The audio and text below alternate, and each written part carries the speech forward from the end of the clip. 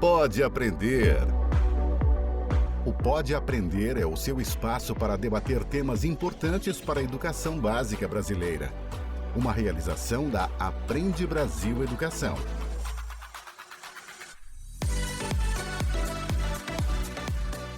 Olá, eu sou a Danaí Búbalo e este é o Pode Aprender, o nosso bate-papo qualificado sobre a educação básica brasileira.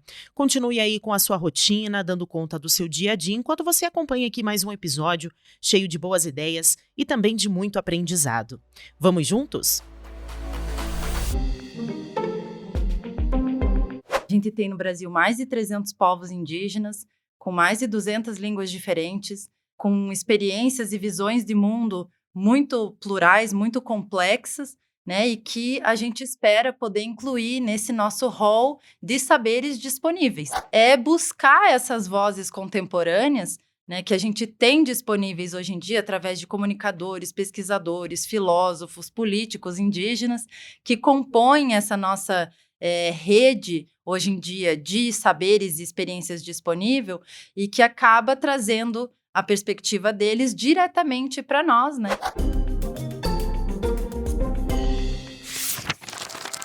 Livro aberto. O estudo da história e da cultura dos povos indígenas é obrigatório nas escolas básicas desde 2008. No entanto, a obrigatoriedade não resolveu a dificuldade de fazer com que esse tema fosse devidamente inserido na realidade das salas de aula de todo o Brasil. Avanços são reconhecidos, mas infelizmente hoje, ao tratar da cultura indígena, os estereótipos ainda persistem na realidade escolar. Este episódio do Pode Aprender tem a missão de despertar o interesse dos educadores e também dos estudantes sobre a enorme diversidade e riqueza da cultura dos povos originários e como ela pode ajudar a transformar realidades e consciências. Pega a caneta. Bom, quem vai nos ajudar a fazer algumas reflexões sobre o tema é a Fernanda Félix, professora do curso de Bacharelado em Cinema e Audiovisual da Universidade Estadual do Paraná e pesquisadora do CNPq. Ela trabalha com formação de professores e implementação de projetos educacionais nas áreas da linguística e das artes, especialmente junto a comunidades tradicionais. Então, Fernanda, seja muito bem-vinda ao Pode Aprender. A gente agradece muito por você ter aceitado o nosso convite. E para a gente começar o nosso bate-papo, eu gostaria que você explicasse para os nossos ouvintes por que é tão importante a gente valorizar os saberes indígenas. Obrigada pela oportunidade, é um prazer estar aqui com vocês. A gente teve, finalmente, um olhar despertado para essa nossa pluralidade de saberes do mundo, né? Os saberes indígenas sendo um deles. Então, a gente acabou lidando com essa necessidade de expandir a nossa educação básica para os outros saberes existentes no nosso contexto, né? E os saberes indígenas sendo grandes saberes históricos na nossa territorialidade e contemporâneos na nossa experiência, vieram, então, ocupar esse lugar, né, que estava realmente lacunar na nossa experiência educacional formal. Então, a gente tem no Brasil mais de 300 povos indígenas, com mais de 200 línguas diferentes, com experiências e visões de mundo muito plurais, muito complexas, né? E que a gente espera poder incluir nesse nosso rol de saberes disponíveis, né? Então, assim como a gente busca formar alunos, cidadãos e pessoas, de forma geral, capazes de atuar no mundo de forma coerente, solidária e cheia de potência, né? A gente espera, então, que os saberes indígenas sejam incluídos nessa nossa experiência educativa, né? Nessa nossa lida com a escola, para que a gente possa ampliar o repertório de todo mundo, valorizar, reconhecer, né? E ampliar também a luta que é de todos nós, né? E está sendo, eu acho que mais vislumbrada pelos povos indígenas, né, hoje em dia, mas que é uma luta mundial, né, uma luta global. Agora, infelizmente, eu vou tratar como infelizmente, Fernanda, porque alguns temas a gente acaba abordando em sala de aula ou no nosso dia a dia, né, somente em datas comemorativas. Para a gente sair um pouquinho, né, desse viés de somente falar, nesse caso, falando da cultura indígena, em datas comemorativas, como que a gente pode trazer essa cultura indígena para o dia a dia, para dentro da sala de aula? Como que os educadores podem trabalhar isso com os alunos? Primeiro, eu acho que a gente tem que compreender que essas datas, elas cumprem uma função política, né? Então, elas têm o seu valor, né? Mas elas também não podem ser o que limita justamente a nossa relação com essas tantas causas, né, que a gente acaba trazendo através de datas, né?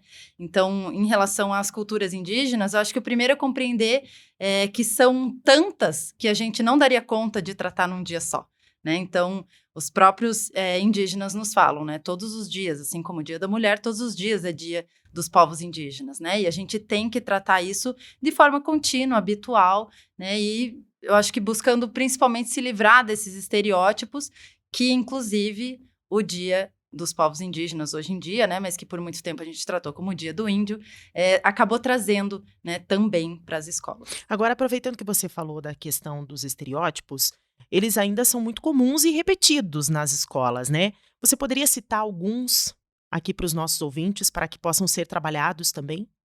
A primeira coisa, eu acho que a gente tem que cuidar para não lidar com esses povos indígenas como parados no tempo, né? Então, são culturas que, como todas as culturas, se atualizam, se alimentam dessas atualizações, né? No caso dos povos, muito ainda pela luta, não só pela experiência pluricultural e enriquecida pelo diálogo intercultural, mas que também favorece uma luta que ainda é necessária por reconhecimento de terra, de existências e de direitos, né, de forma geral. Então, alguns cuidados assim que os professores podem ter é buscar essas vozes contemporâneas, né, que a gente tem disponíveis hoje em dia através de comunicadores, pesquisadores, filósofos, políticos indígenas, que compõem essa nossa rede hoje em dia de saberes e experiências disponível e que acaba trazendo a perspectiva deles diretamente para nós, né? E a gente se alimentar dessas múltiplas vivências e não deixar que as nossas percepções, que precisam ser revisadas, dominem a sala de aula. Muito bem. Eu gostaria que você comentasse se é possível tratar sobre os povos indígenas em todas as disciplinas, né? A gente pode falar, não, só vamos tratar na geografia, só vamos tratar na história. Dá para se tratar dos povos indígenas em todas as disciplinas? Sim, são temas transversais, né? Eles acabam podendo desdobrar em todas as disciplinas, né? Porque os povos indígenas possuem conhecimentos e possibilidades de que a gente trabalhe as temáticas vindas desse tema, né, dos povos, de forma transversal, de forma transdisciplinar. Então, os conhecimentos matemáticos, os conhecimentos culturais, como a gente acaba trazendo, né, mas de uma forma crítica, de uma forma cuidadosa, né, a história, obviamente, né, e não só a partir das nossas perspectivas, mas também buscar as perspectivas desses povos sobre esses conteúdos, né, porque são povos que acumularam conhecimentos milenares, né, e que hoje, pela facilidade da comunicação, também estão disponíveis para a gente, para os professores, para os alunos. Nós, aqui no Pode Aprender, a gente trabalha muito com questão de dicas, né, as questões palpáveis.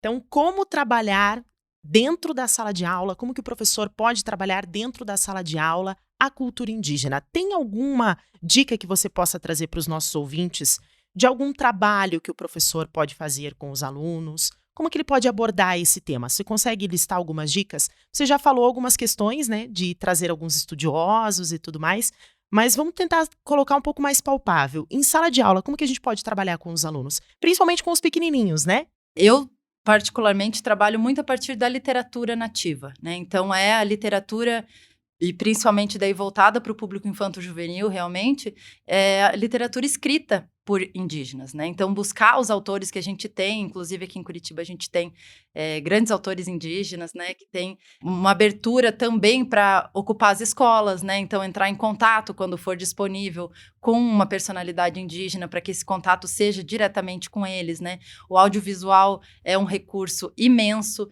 então a gente tem tanto produções sobre os povos, mas principalmente produções feitas pelos povos, né? Que hoje em dia estão disponíveis em YouTube, que estão disponíveis em outras plataformas gratuitas e que podem ser integradas e geradoras daí de um conteúdo, de um projeto. Então, perceber que os conteúdos, por mais que eles sejam muitas vezes topicais, né, que eles partam de um ponto só, que eles podem ser expandidos, né? Então, a partir de um livro, de uma literatura, você pode tratar diversos conteúdos, né, com as crianças que se expandem para outras disciplinas, né, e encontrar como eles lidam com os animais, como eles lidam com essa integração de seres no mundo, né, a partir desses materiais que estão disponíveis, né, e que são feitos por eles, porque eu acho que o mais importante é a gente buscar conteúdos feitos pelos agentes indígenas, e não através de outras vozes falando deles. Ainda falando dessa questão das dicas, eu gostaria que você trouxesse alguns elementos que os professores podem trabalhar em sala de aula com os alunos. Então, por exemplo, a partir dessa leitura que eu faço com os meus alunos, poderia eu trazer uma comunidade indígena para dentro da sala de aula ou tirar do ambiente escolar, sair da sala de aula e conhecer uma comunidade indígena? Como que você abordaria isso com os professores? Quanto mais a gente consegue trazer os povos para dentro de sala de aula, melhor. Até porque essa questão da gente estar inserido, né, a gente como não indígena estar inserido nos territórios, é sempre uma questão muito mais complicada, né? A gente lida com entrar num território, né, que tem determinadas regras de convivência, que tem determinadas limitações de acolhimento, muitas vezes, né? E eu acho que a questão mais importante também é como a gente chega nesse território, né? Enquanto a gente, enquanto sociedade, não está bem equipado para chegar sempre com cuidado, com respeito e com atenção, eu acho que é mais importante a gente primeiro se equipar disso, né? Então trazer tudo que a gente puder de conteúdos elaborados por eles, né? Porque como eles mesmos trazem, as coisas devem acontecer para nós, mas feitas por nós. Né? Então, que a gente tenha esse cuidado, né, de primeiro a gente se munir de todas as nossas necessidades a partir do que eles têm nos ofertado. Né? Então, a gente consegue isso sempre através de materiais disponíveis, mas também através de redes que vão criando uma possibilidade de trazer um professor indígena para falar dentro da tua sala, né, de receber um autor, né? Então a gente trabalha bastante com a formação de professores para leitura através de obras que no fim do projeto o autor é recebido naquela escola, né? Então fazer isso com autores indígenas é uma possibilidade, enriquece o ambiente escolar, pluraliza a nossa experiência linguística, nossa experiência cosmológica, né? E também faz com que a gente vá adaptando esses espaços para que ele seja mais respeitoso, menos racista, mais aberto, né? E enriquecedor para todos, não só para nós. A partir do momento que se cria laços, primeiro você conhece a cultura, você cria os laços com a cultura, para depois se inserir, digamos assim, na cultura. É isso, né? Eu acho que a gente tem que ter esse cuidado ainda, né? De compreender que a pluralidade de experiências de mundo, ela demanda um cuidado maior na hora de você fazer essa troca, né? De conhecimentos, de experiências. Então, eu acho que esse cuidado passa por a gente não invadir espaços, né? E muitas vezes a gente faz isso sem querer. Então, atenção, professores. Ó, eu, por exemplo, estou aprendendo aqui com a Fernanda. Na minha percepção, eu levaria uma turma até uma comunidade indígena, mas se a minha turma não tiver o entendimento sobre a comunidade, sobre a cultura indígena, a gente vai ter uma perda, na verdade, né? A gente vai perder. A gente corre riscos, né? Uhum. E, na verdade, a gente tem que sempre tomar cuidado para ver para quem que o risco está sendo maior. Né? Se a gente está recebendo essas informações todas que nos são passadas, muitas vezes com uma grande generosidade, né? Mas o que a gente está retribuindo nessa relação? Então, acho que o cuidado tem que vir de se colocar mesmo, né? Nesses espaços de pensar a partir do outro, se realmente está sendo de valia para ele a minha presença lá. Múltipla escolha.